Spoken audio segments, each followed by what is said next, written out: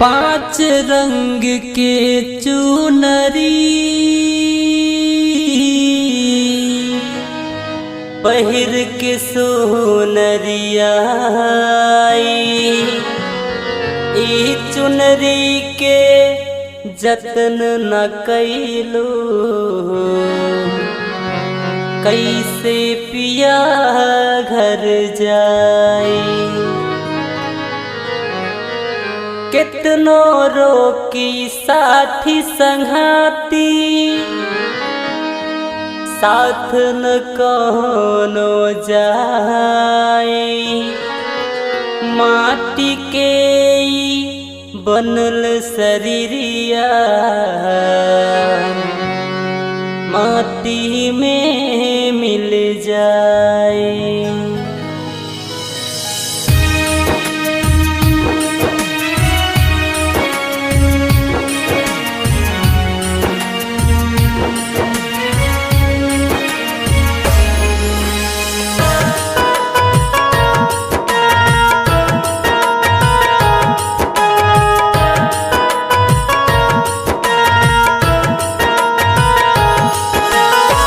सजनवा भेजौले बारे हो सजनवा भेजौले बारे गवनवा के पाती रे। जाए के अकेले बाते केहू न संगाती रे। जाए के अकेले बाते केहू न संगाती रे। सजनवा भेजौले बारे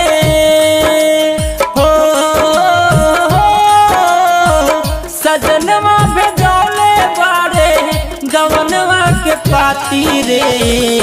जाए के अकेले बाते केहू न संगाती रे। जाए के अकेले बाते केहू न संगाती रे।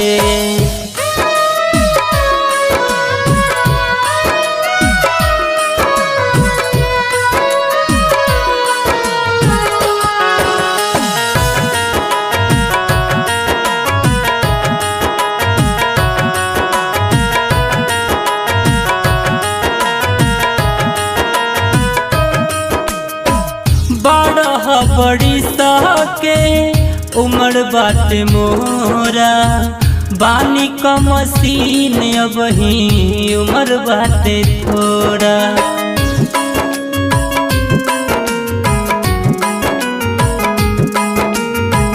कैसे दिखाई उनके हो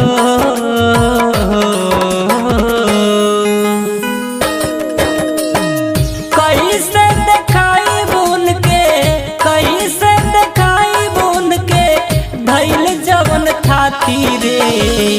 जाए के अकेले बाते केहू न संगाती रे। जाए के अकेले बाते केहू न संगाती रे।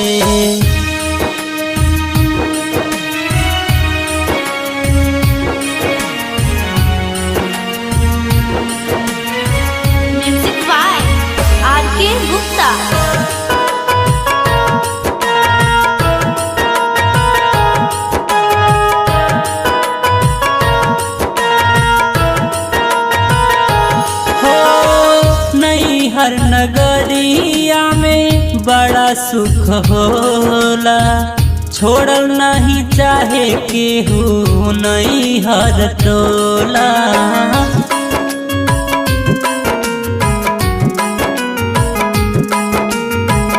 कैसे भगाई उनके हो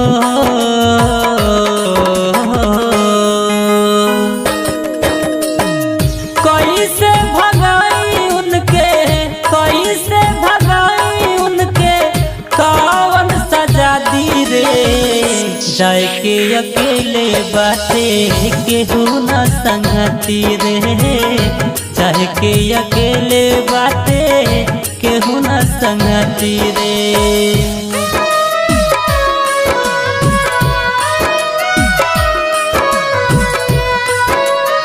recording by Krishna studio Muzaffarpur.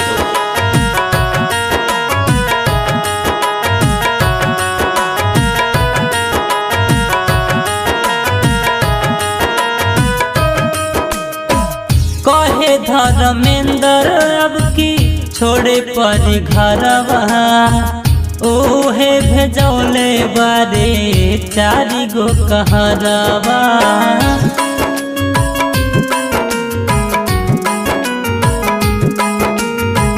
केहू नाही रोके पाए हो,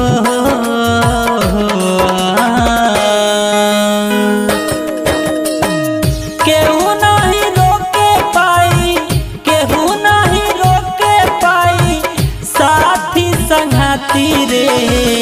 जाए के अकेले बाटे केहू न संगाती रे, जाए के अकेले बाटे केहू न संगाती रे, जाए के अकेले बाटे केहू न संगाती रे, जाए के अकेले बाटे केहू न संगाती रे।